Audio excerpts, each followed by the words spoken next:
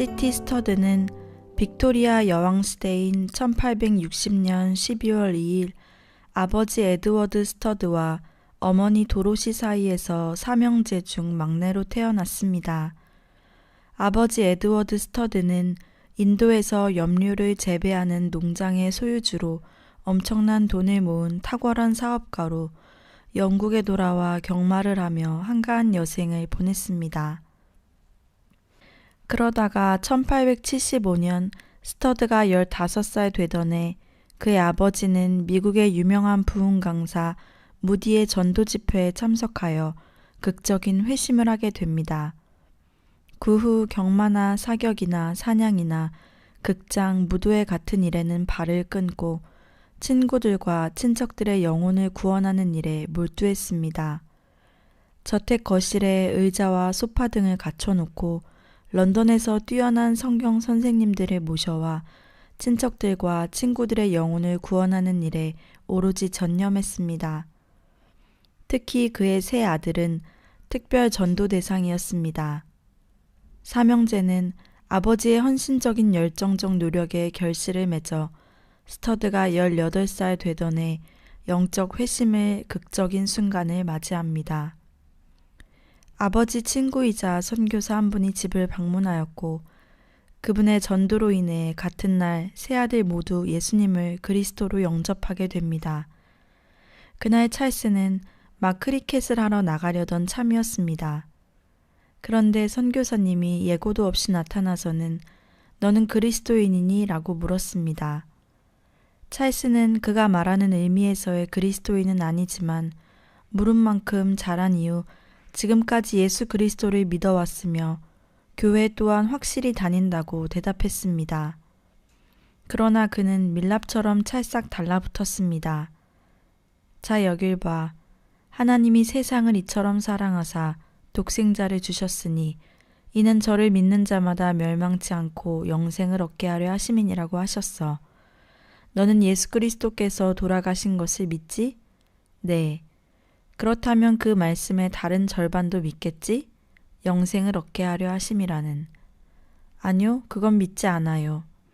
자, 그렇다면 그 말씀 구절의 절반은 믿고 나머지 절반은 믿지 않는다니 너는 지금 자기 모순에 빠진 게 아닐까? 그런 것 같네요. 찰스는 그때 코너에 몰린 것을 깨닫고 생각하기 시작했습니다. 만일 자신이 모순된 채 이 방을 나가버린다면 그건 큰 수치가 될 거라고. 그래서 찰스는 예, 그러고 싶어요 라고 대답했습니다. 그래 좋다. 영생은 선물이라고 한 말을 알고 있겠지? 누군가 내게 크리스마스에 선물을 준다면 어떻게 하겠니? 그것을 받고 고맙습니다 라고 말하겠죠. 선교사님은 이 선물에 대해서도 하나님께 감사합니다 라고 말씀드리라고 말했습니다. 찰스는 무릎을 꿇고 하나님께 감사드렸습니다. 그러자 그 순간 그의 영혼에 기쁨과 평안이 밀려왔습니다. 이제 비로소 거듭났다는 의미를 깨달을 수 있었고 전에는 그토록 무의미하던 성경이 이제는 가장 귀한 것이 되었습니다.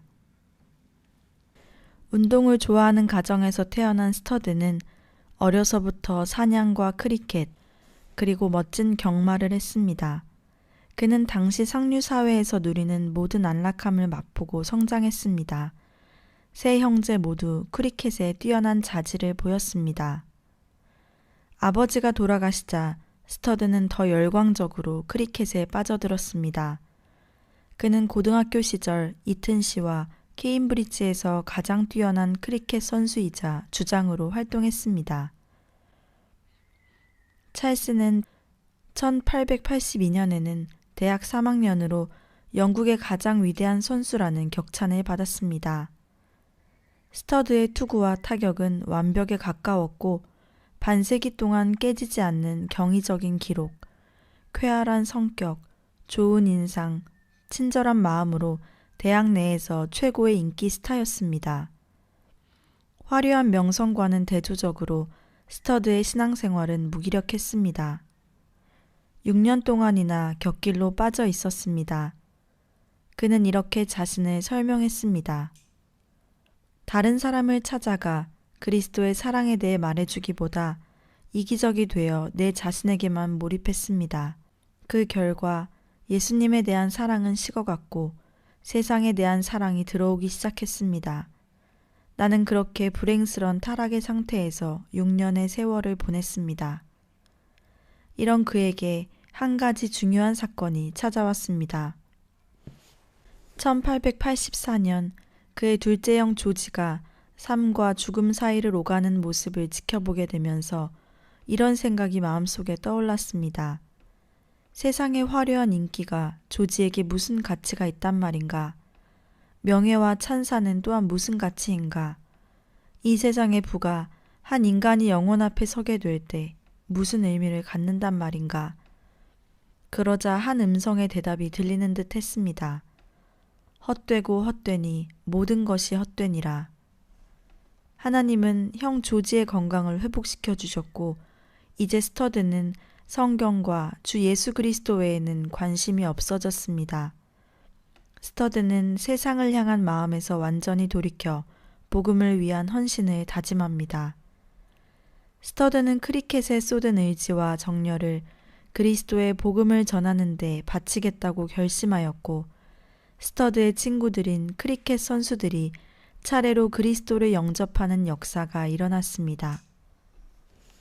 어느 날 친구 스탠리 스미스와 함께 메카시의 송별 모임에 갔는데 그때 설교자가 복음 전파할 신실한 일꾼들의 필요에 관해 이야기했던 그의 진지하고 엄숙한 인상을 결코 잊을 수 없었습니다. 그러나 그때 즉시 결단하지 않고 집으로 돌아와 하나님께 물었습니다. 자신이 선뜻 나서는 것을 막는 유일한 이유가 어머니의 사랑임을 알게 되었습니다. 그러나 아비나 어미를 나보다 더 사랑하는 자는 내게 합당치 않고 라는 말씀을 읽게 된 후 하나님의 뜻을 알아차릴 수 있었고 가기로 결심하였습니다. 그때 가장 큰 시험이 닥쳐왔습니다. 가족들의 심한 반대, 심지어 사역자들까지 동원되어 포기하도록 종용했습니다. 그날 밤 찰스는 잠을 이룰 수 없었고 자꾸만 이런 말씀이 귀에 들려왔습니다. 내게 구하라. 내가 열방을 유업으로 주리니 내 소유가 땅끝까지 이르리로다. 이것이 그에게 들려주신 하나님의 음성이라고 생각하고 중국으로 가라는 하나님의 진군 명령을 받은 것으로 생각하였습니다. 하지만 많은 사람들의 지적에 갈등의 고뇌 속에서 흔들리려 하고 있을 때 그 문제를 최종적으로 결말지을 수 있는 하나님의 마지막 음성을 들었습니다. 늦은 밤 희미하게 흔들리는 등잔불 아래 하나님의 뜻을 절박한 심정으로 구하며 철도역 플랫폼에 서서 성경을 펼쳐 읽고 있었습니다. 사람의 원수가 자기 집안 식구니라. 그 순간 이후 그는 뒤돌아보지 않았습니다. 크리켓 스타 스터드가 중국에 선교사로 간다는 발표는 대학가의 센세이션을 일으켰습니다. 수주일 후에 6명의 청년이 더해졌습니다. 그들에겐 캠브리지 세븐이란 별명이 붙여졌습니다. 스터드와 함께 이들은 중국을 떠나기에 앞서 1년 동안 각 대학을 다니며 집회를 가졌는데 이때 학생들 사이에 부흥의 열풍이 일어나게 되었습니다. 이후 캠브리지 세븐은 학생 복음 운동의 원조이자 대명사가 되었습니다. 이 젊은이들은 잉글랜드와 스코틀랜드 전역을 다니면서 다른 학생들을 선교에 헌신하도록 동원했고 1885년 2월 이들 7인은 중국으로 향하는 항해길에 올랐습니다. 찰스는 먼저 중국 선교의 사명을 깊이 인식했습니다. 중국 내지 선교의 대표였던 허드슨 테일러를 만난 뒤 그가 창설한 선교회 CIM의 협력 회원이 됐습니다. 또한 중국 선교에 헌신하며 부모로부터 물려받은 유산을 모두 신앙과 구제에 쏟아부었습니다. 중국에서 첫 18개월 기간 동안 그가 철저히 배운 교훈은 성경 한 권의 책을 가진 사람이 되는 것이었습니다. 이때로부터 다른 책들은 미루고 성경을 어린아이와 같은 태도로 받아들이며 성령께서 조명해 주시도록 의존하면서 성경을 읽는 것이 생의 한 원리가 되었습니다. 그러므로 성령과 말씀을 통해서 하나님과 직접 연합된 생활을 해나갔기에 그 후로 영적 생활을 유지하고 인도받기 위해 집회나 다른 도움이 필요치 않았습니다. 하나님과 동행하는 삶의 비결을 배웠던 것입니다. 스터드는 중국에 온 지 얼마 안 되어 구세군과 함께 선교 역사를 섬기던 아일랜드 처녀 브리스길라 스튜어트 양과 결혼하여 4명의 딸을 낳았는데 모두 중국식으로 양육했습니다. 스터드가 중국 북부에서 일한 기간은 어려움으로 가득했습니다. 그들이 처음 살게 된 집은 흉가였습니다. 벽은 벗겨져 허옇게 씻긴 듯 했고 바닥은 벽돌이었는데 그 벽돌마저 아주 심하게 울퉁불퉁 거렸습니다. 침대는 전갈이 잔뜩 끼어 어쩔 수 없이 허물어 버려야 했습니다. 5년 동안 문 밖에 나서기만 하면 중국인들로부터 양귀라는 심한 저주의 말을 들어야 했습니다. 그러나 점차로 그들과 친해졌고 생활이 자리를 잡아가면서 아내 브리스길라는 여자들 사이에서 전도했고 스터드는 아내와 함께 아편 중독자 요양소 사역에 힘썼습니다. 7년 동안 요양소에서 약 800명이 치료를 받고 새 삶을 살도록 도우면서 그리스도를 영접하도록 했습니다. 그러나 습격도 당해서 예배당이 부서지고 집은 파괴되곤 했습니다. 심지어 생명의 위협도 받았습니다. 고난을 겪으면서 브리스길라는 5번째 아이를 잃었습니다. 그녀는 너무 상심해서 과연 모든 걸 포기하고 본국으로 돌아갈까도 자문해 보았습니다. 선교사로서의 삶 전체가 무너진 느낌이었습니다. 그때 그녀는 말씀에 주의를 기울였습니다. 그리고 나서 이제 결코 어떤 슬픔도 선교사로서의 삶을 무너뜨리지 못하게 하겠노라고 하나님과 약속했습니다. 그리고 남편의 마음을 흔들리게 할 슬픔을 보이지 않겠다고 작정하였습니다. 그리고 그가 돌아왔을 때 결코 눈물을 보이지 않았습니다. 스터드는 경제적으로 매우 어려웠습니다. 친가족도 중국 심장부에 있는 그들의 환경에 대해 모르고 있었습니다. 가진 모든 것이 다 떨어진 뒤에도 사람들로부터 어떤 지원이 올 것이라는 희망은 전혀 없었습니다. 우편은 20일마다 한 번씩 왔는데 우체부는 그날 오후에 바로 떠나 20일 후에야 다시 돌아오게 되어 있었습니다. 만일 우체부가 아무 도움도 가지고 오지 않는다면 굶어야 할 판이었습니다. 부부는 구해야 할 모든 것을 하나님께 말씀드렸습니다. 그때 편지 하나가 도착했습니다. 저는 어떤 이유에서인지는 모르겠으나 100파운드의 돈을 당신들에게 보내라는 하나님의 명령을 받았습니다.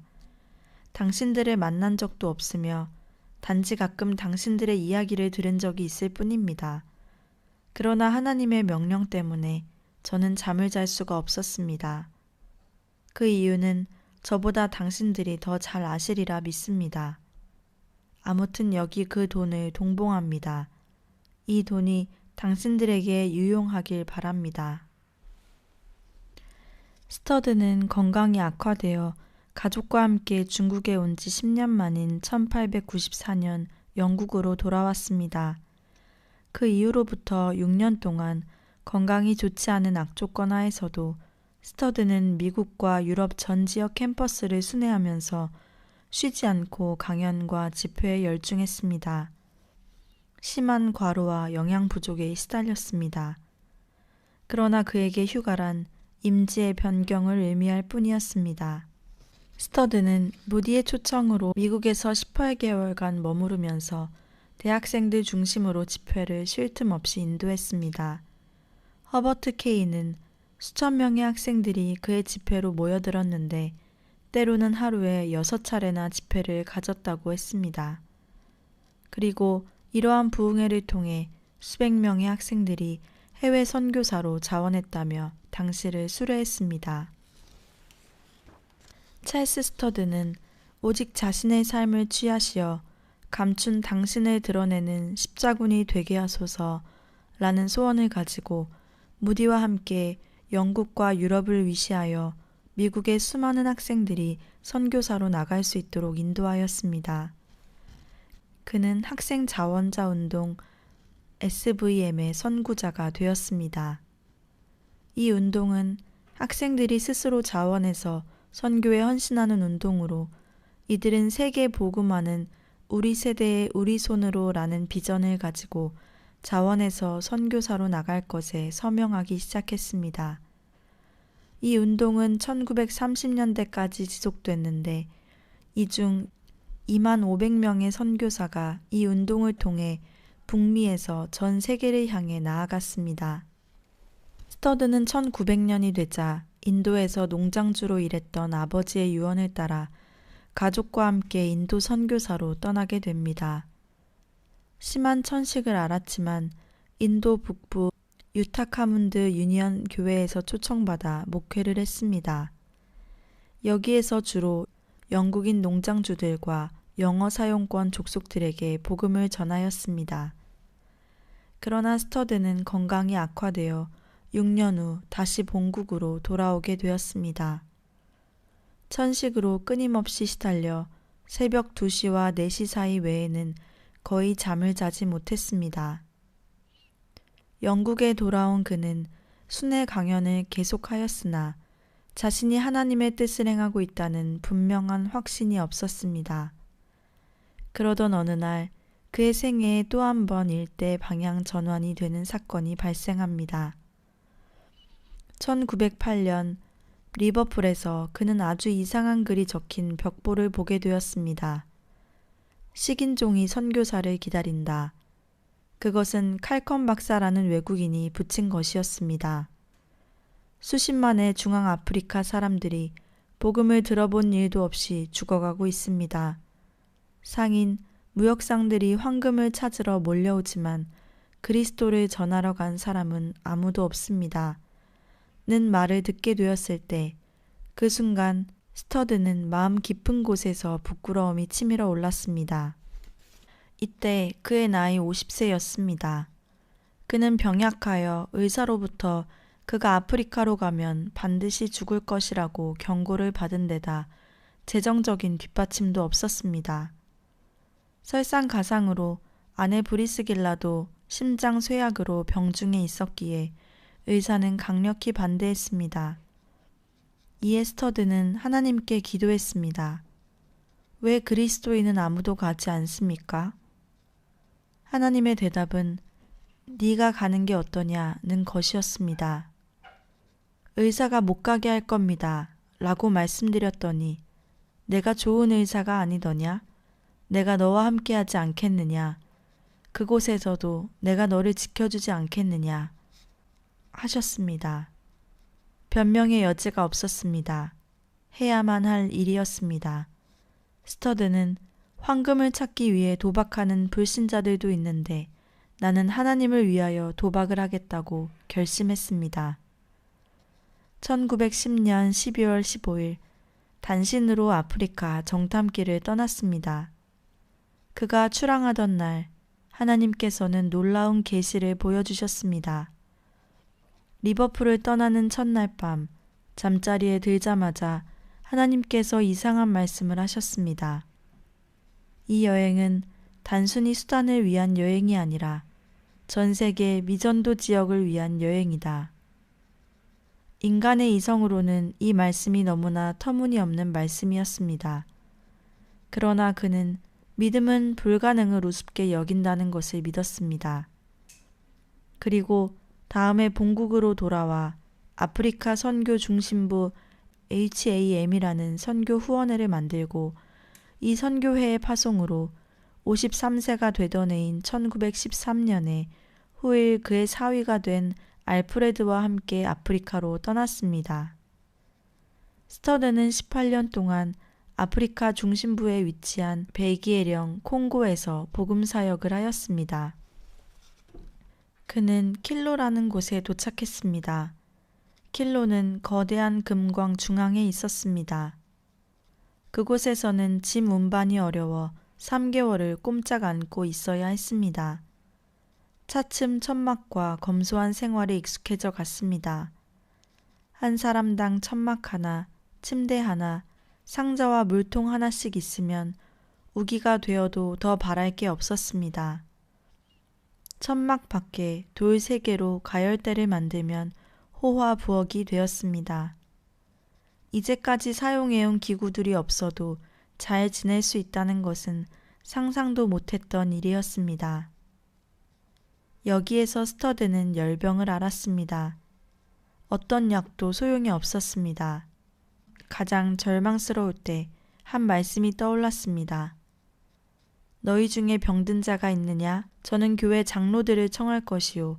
그들은 주의 이름으로 기름을 바르며 위하여 기도할지니라. 그곳에선 장로가 유일하게 20살 난 청년 알프레드 벅스턴이었습니다. 청년 장로님이 등유를 가지고 와 이마에 발라주었습니다. 그 다음 꿇어앉아 기도를 드렸고 스터드는 다음날 아침 나았습니다. 그는 이렇게 고백하였습니다. 우리는 너무 적게 주님을 신뢰하지만 아무리 많이 신뢰해도 지나치지 않다. 1913년 10월 16일 아프리카의 가장 중심부인 니안가라에 도착했습니다. 스터드는 자전거를 타며 복음을 전하러 다녔습니다. 그들의 여행 중에 5개 부족에게 복음의 새 소식이 전해졌습니다. 스터드와 그의 동료는 서로 헤어져 여행하기로 했습니다. 스터드는 영국으로 돌아가 더 많은 사람을 모집해 오기로 했고 알프레드 벅스턴은 새 부족을 찾아 나라에서 사역을 시작하며 부족어를 문자화시키는 일을 계속하기로 했습니다. 1915년 6월 19일 스터드가 없는 동안 첫 침례식이 니안가라에서 거행되었습니다. 12명이 침례를 받았습니다. 침례받은 사람들은 식인종, 술주정꾼, 도둑, 살인자, 강간범, 욕쟁이들이었습니다. 죄를 자백하는 집회에서 굉장히 놀라운 간증들이 이어졌습니다. 저는 가슴에 담을 수 없을 정도로 많은 죄를 지었습니다. 저의 아버지가 사람을 죽이고 같이 먹었습니다. 제가 3살이었을 때 아버지가 사람을 죽인 것을 기억합니다. 바로 제 형을 죽였거든요. 저는 그 고기를 같이 나누어 먹었습니다. 저는 죽은 사람의 손톱으로 마술을 부렸습니다. 그리고 약을 먹여 사람을 죽이기도 했습니다. 아프리카로 다시 들어갈 때 스터드에게는 많은 시험이 따랐습니다. 부인이 심한 병에 걸렸던 것입니다. 의사는 어느 모로 보나 여생을 조용히 지내야 한다고 했습니다. 그러나 그 당시 그녀가 새 십자군에 가입하는 것을 누구도 막을 수 없었습니다. 이미 그녀는 믿음으로 신체적인 허약을 극복한 선배인 남편의 예를 본 적이 있었습니다. 그녀도 과감한 모험에 나섰습니다. 병상에서도 기도회를 결성했으며 수천 권의 월보를 발행하고 하루에 20-30통의 편지를 썼으며 마음에 품었던 선교회 회지 HAM을 편집했습니다. 1914년 말에 스터드가 귀국했을 때 훌륭하게 세워진 하일랜드 노우드가의 선교회 본부를 대면할 수 있었습니다. 선교회의 국내 사역이 활기차게 진행되어 가고 있었습니다. 확실히 하나님의 미련한 것이 인간의 지혜보다 높았습니다. 육체적으로 파산한 할아버지 스터드가 2년 동안 아프리카 오지를 개척하였으며 그 사이 국내에서는 침상의 병자인 아내 브리스길라가 선교회의 과업을 이루어 놓은 것이었습니다. 스터드는 마지막으로 본국에서 열심과 열정을 가지고 죽어가는 영혼들을 위해 일어나 자신을 희생하며 절정에 달한 위대한 전쟁을 치를 하나님의 사람들을 불러 모았습니다. 하나님께서는 재능과 교양보다는 믿음과 바보를 원하십니다. 그분이 원하는 것은 마음뿐입니다. 그런데도 고리따분한 얼간이들은 머리를 소중히 여깁니다. 우리가 마음을 비우면 모든 것이 순조로울 것입니다. 그렇게 하면 하나님께서 성령을 부어주시기 때문입니다. 자신의 몸을 돌보지 않아 말라리아의 열병에 걸린 채로 설교단에 올라가 체온을 정상으로 회복시키기도 했습니다.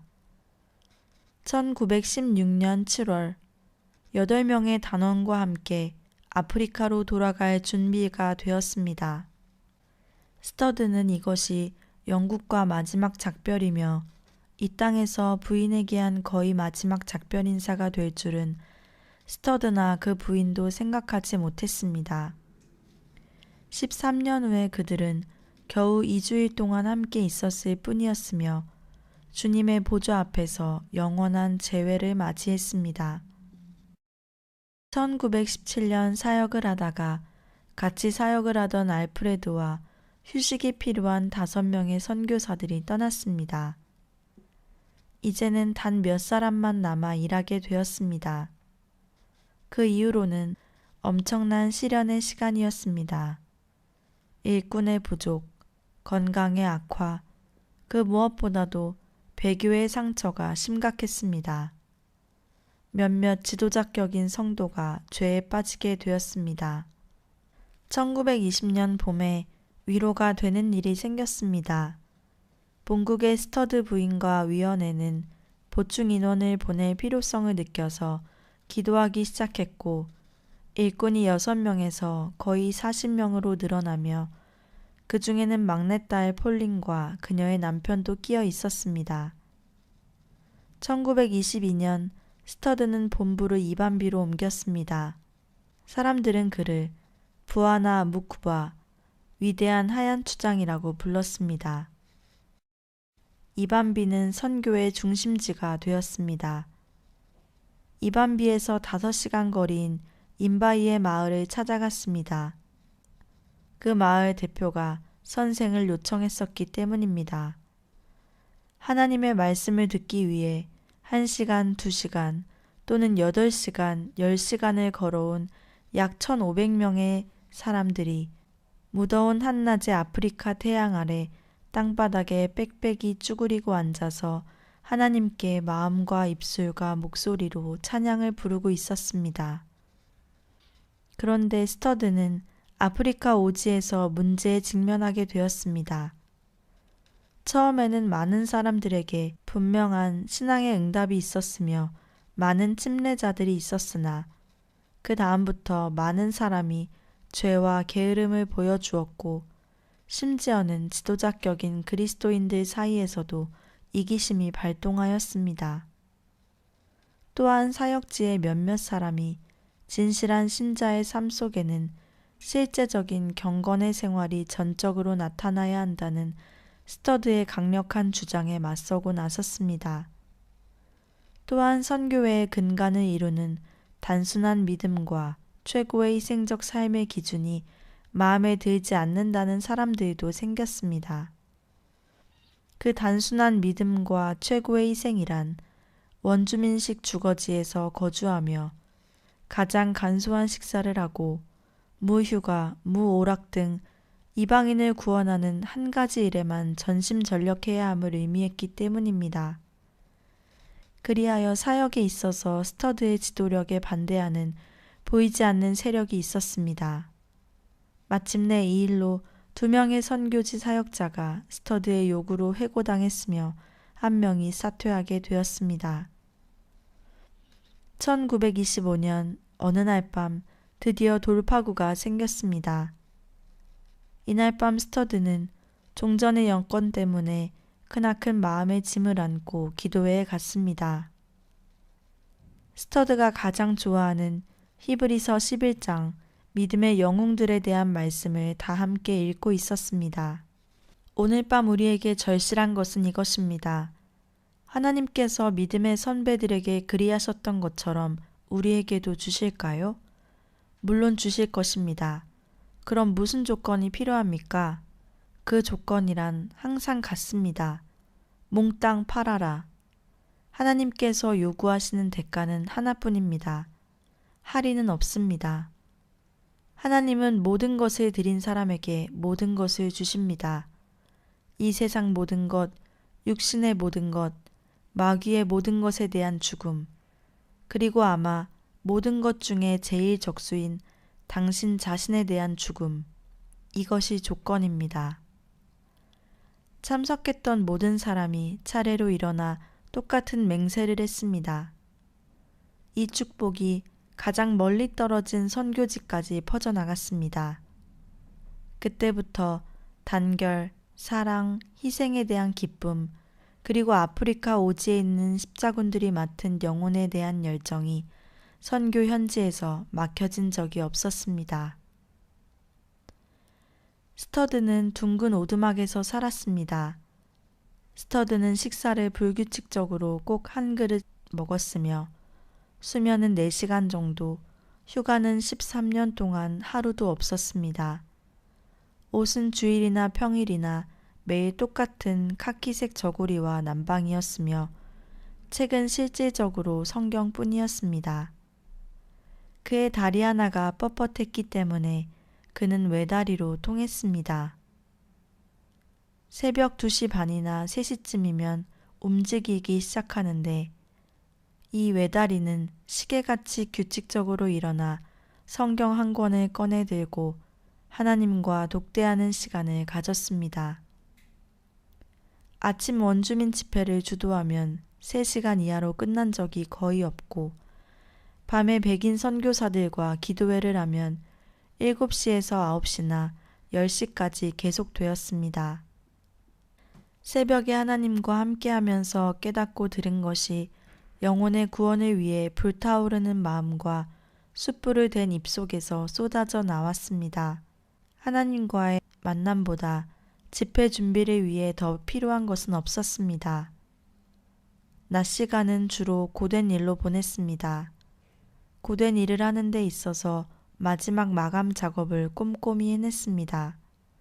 그 이유는 원주민들이 바른 기독교 정신과 느리거나 힘든 노동이 아주 별개의 것이라고 생각하고 있기 때문이었습니다. 그는 하나님 앞에 의로운 길은 절대 정직과 정확성이며 물질 세계에 있어서도 그것이 성공의 유일한 법칙임을 믿었기에 그것을 보여주고자 했습니다. 또한 그는 별로 중요하지 않은 문제에 있어서도 최선을 다했습니다. 언젠가 스터드가 꼬마 소년에게 잃어버린 단추를 하루 종일 찾게 했는데 그것은 단추가 아까워서가 아니라 소년에게 철저함과 조심성을 가르쳐 주기 위함이었습니다. 주일에는 아침 6시경에 외부 둔지 중 한 곳에 도착해서 그 지역 그리스도인들과 가까운 마을 사람들과 약 2시간 동안 새벽 예배를 드렸습니다. 그 다음 좀 쉬었다가 아침을 먹고 그때 선교사들은 둘러앉아 그에게 새로운 소식을 전해주었습니다. 대예배는 정오쯤에 있었습니다. 야자나무 그늘 아래에서 야외 예배드리기를 더 좋아했고 3,000명이나 모이곤 하였습니다. 예배는 전 회중이 함께 좋아하는 찬송을 부르고 반주는 푸아나 자신이 벤조를 연주하면서 시작됩니다. 찬송가 거의 모두 약 200곡이 푸아나의 작품이었습니다. 찬송에는 많은 이들이 격렬한 몸짓이 수반되는데 정말로 흥분되면 스터드는 벤조를 내려놓고 의자에서 일어나 격렬한 합창을 지휘하고서 마지막에 할렐루야를 외치며 끝냈습니다. 그 다음 기도 시간인데 한 40분 동안 진행되며 말씀은 1시간 30분 또는 2시간 할 때도 있었습니다. 그리고 끝으로 모두 일어나 손을 흔들면서 하나님, 예수님은 속히 오십니다. 할렐루야 하고 외쳤습니다. 밤에는 백인 선교사들과 말씀을 나누고 기도를 드리며 2시간을 보냈습니다. 그리고 모닥불 주위에 모여 다시 한번 원주민 집회를 가지기도 했습니다. 그런데 이것이 끝이 아니었습니다. 교회 주변을 다니다 보면 오두막들이 잠자는 사람들로 꽉 차 있었습니다. 왜냐하면 사람들이 단 2번의 집회만으로 스터드를 놓아주지 않으려 하기 때문이었습니다. 그래서 염소 잠자리 멍석과 바나나를 가지고 왔습니다. 그리하여 월요일도 일요일처럼 지냈습니다. 그리고 대개 화요일에는 열심 있는 그리스도인들로만 구성된 대집회가 열렸습니다. 집회에 참석한 그리스도인들의 표정은 기쁨으로 빛났으며 작은 나무 껍질 옷을 걸친 원주민의 열정 어린 기도는 성령이 충만하였고 찬송은 너무나 훌륭하였습니다. 그리고 마지막으로 너무 허약해져 바로 설 수가 없어서 의자 팔걸이에 걸터 앉은 스터드의 설교는 값비싼 진주와도 같은 것이었습니다. 스터드는 말년에 치통으로 많이 시달렸으며 이가 하나도 없어서 얼마 동안 죽으로 연명해 갔습니다. 몇몇 선교사들이 본국에 가서 치료를 받아야 한다고 권해도 하나님이 새 일을 갖기를 원하신다면 여기서도 내게 새 일을 주실 걸세 하고 말할 뿐이었습니다. 2-3달 후에 영국 치과 의사의 도움으로 의치를 했지만 점점 더 쇠약해져 가기는 마찬가지였습니다. 때로는 심한 열병에 시달리기도 했으며 어떤 때는 심장마비를 일으키기도 했습니다. 그리고 끊임없는 소화불량에 시달렸습니다. 그런데도 남은 힘마저 쇠진시킬 만한 작업을 했습니다. 그가 생각하기에 이반비 지역 사람들을 더 이상 문자화된 하나님의 말씀 없이 내버려 둘 수는 없었던 것이었습니다. 그래서 신약을 킹화나어로 번역할 작정이었습니다. 거의 이른이 다 된 노인이 밤낮을 가리지 않고 일했습니다. 나의 일과 시간은 규칙적으로 18시간이요. 그리고 식사 시간은 따로 없소. 단지 글을 쓸 때 먹을 것을 좀 꿀꺽꿀꺽 삼킨다오. 번역은 대체로 이른 새벽 2시에서 6시까지 했습니다. 또 나중에 시편과 잠언 발췌문 번역이 남은 기력을 다해 이루어졌습니다. 스터드의 바람과 기도는 전장의 군인처럼 죽는 것이었습니다. 몰핀을 계속 사용하면 잠깐이라도 일하거나 설교할 수 있는 힘을 얻을 수 있었습니다. 그리고 마지막 숨 쉴 때까지 하나님과 영혼들을 위해 일할 수 있도록 약이라는 선물을 주신 하나님께 자주 감사해하곤 했습니다. 그의 곁에 있었던 사람들만이 마지막 2년간의 고통을 볼 수 있었습니다. 극도의 쇠약, 욕지기, 심장마비, 이 중 가장 힘든 것은 갑작스런 호흡마비와 심한 오한이었습니다. 이런 증상의 원인은 임종시 참석한 의사가 담석증이라고 진단할 때 비로소 밝혀졌습니다. 과도한 고통의 짐에도 불구하고 그 2년을 기쁨 가운데 살았습니다. 1931년 7월 12일 주일 스터드는 정말 매우 건강해 보였습니다. 주일날 하던 대로 그 지역 내 여러 예배당으로 떠나라고 사람들에게 말하고 자신은 본부에 혼자 남아 원주민의 간호를 받았습니다. 정오쯤 돌아왔을 때에도 스터드는 여전히 건강했으며 더욱이 놀랐던 것은 예배를 5시간이나 드렸다는 것이었습니다. 13일 월요일 오후에 춥다고 하여 유행하던 약한 열병쯤이겠거니 했으나 화요일 아침에는 훨씬 더 쇠약해졌고 고통 또한 극심해졌습니다. 16일 목요일 아침에는 너무 약하고 너무나 지쳐 있어서 이제는 목소리가 희미해지기 시작했습니다. 그는 말을 해보려고 연신 노력했지만 우리는 그가 무슨 말을 하는지 알 수가 없었습니다. 부하나는 말해보려고 노력을 멈추고 겨우겨우 숨을 쉬면서 할렐루야, 할렐루야만 할 뿐이었습니다. 그렇게 죽어가는 모습을 보는 것은 놀라운 일이었습니다. 희미한 의식이 있는 한 숨 쉴 때마다 할렐루야만을 불렀습니다. 목요일 저녁 7시쯤에 무의식 상태로 빠져드는 듯 하더니 10시 30분을 지나자마자 숨이 멎었습니다. 마지막으로 쓴 글자는 선교사들에게 쓴 편지 속에 할렐루야이며 마지막 말도 할렐루야였습니다. 스터드는 죽기 직전에 일생을 회상하면서 자신에게 즐거웠던 일 몇 가지를 열거했는데 그것은 첫째, 하나님이 대학을 갓 졸업한 그를 중국으로 부르셨을 때 많은 사람들의 완강한 반대에도 불구하고 갔던 일. 둘째, 그리스도께서 부자 청년에게 명하신 재산을 기쁘게 모두 나누어 준 일. 셋째, 전 세계에 비복음화된 곳으로 가라는 하나님의 부르심을 깊이 묵상하고 이 사역을 위해 아프리카에서 자신의 여생을 불사른 일이었습니다. 스터드는 이튼과 케임브리지를 나온 다른 선배나 동기생들의 전례를 쫓아 영국의 국회의원이 되고 지도자와 정치가를 추구하는 삶을 살 수도 있었습니다. 그러나 스터드는 세상의 성공적인 길을 거부하고 오직 예수님의 길을 추구했으며 개척 선교사로서 온갖 고난과 질병을 겪으면서 그 누구도 가려하지 않았던 제3세계의 오지 선교의 길을 활짝 연 선구자였습니다.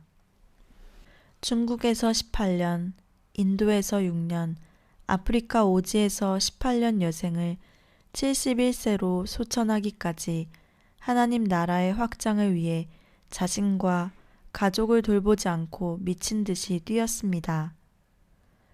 그가 세운 웻 국제 선교회는 미전도 지역을 중심으로 약 80여 개국에서 사역하고 있습니다. C.T. 스터드는 이러한 말을 남겼습니다. 예수 그리스도가 하나님이시며 나를 위해 죽으셨다면 그분을 위한 어떠한 희생도 결코 크다고 할 수 없다.